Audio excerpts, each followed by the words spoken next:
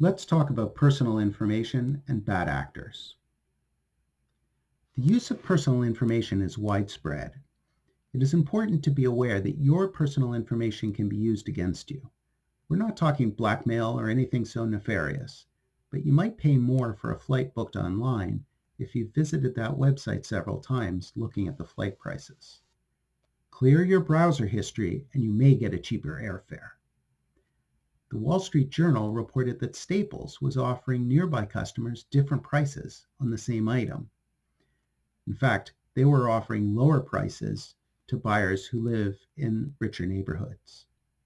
They were trying to compete with other retailers, but this had the unintended consequence that customers who lived in more affluent areas with more retail options were offered lower prices. As we'll see, when things go wrong, in machine learning or elsewhere, they often affect the most vulnerable people first. The incidents that we've discussed so far involve unintentional consequences, such as blacklisting job candidates from honest efforts to provide a service, such as assisting workforce managers. But there are bad actors that use machine learning to prey on the most vulnerable in our society. For instance, Vatertot College, a for-profit college, explicitly targeted people with a low self-worth. As described in a 2012 Senate hearing, their recruiting manual directed recruiters to target welfare mom with kids, pregnant ladies, recent divorce, low self-esteem, low-income jobs, experienced a recent death, physically or mentally abused, recent incarceration, drug rehab, dead-end jobs, no future. Why target these folks? Because vulnerability equates to profit. People in pain are less able to make good decisions, like turning down offers to get free money to attend college and escape their current situation. That is, free money that needs to be paid back in student loans later. Corinthian College was another large profit college with over 80,000 students. It had a $120 million advertising budget to bring in $600 million in annual revenue.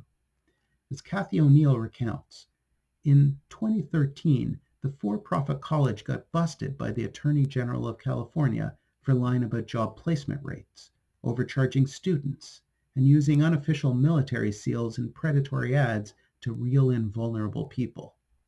In 2014, the federal government pulled Corinthian's access to federal student loan money, and in 2015, Corinthian closed down and sold off its assets. Vatertot and Corinthian made heavy use of readily available personal data about individual people. Machine learning was used to sift massive amounts of information to determine the best prospects.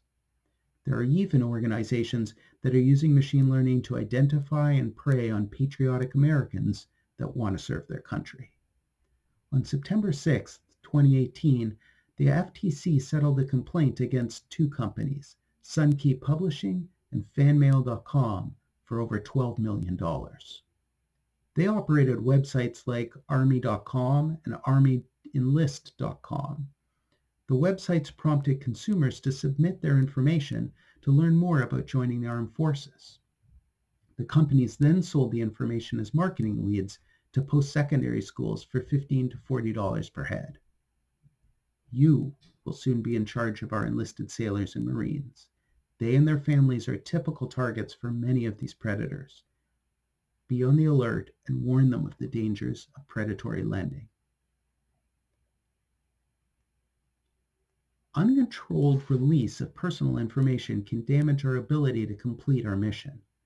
There are many well-known examples where adversaries used information sailors passed on to friends and family to track where our ships were going.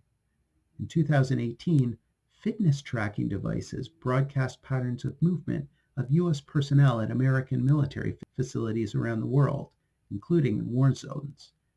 Secret military bases in the Middle East were prominently displayed on a heat map of running routes in what should have been an empty desert.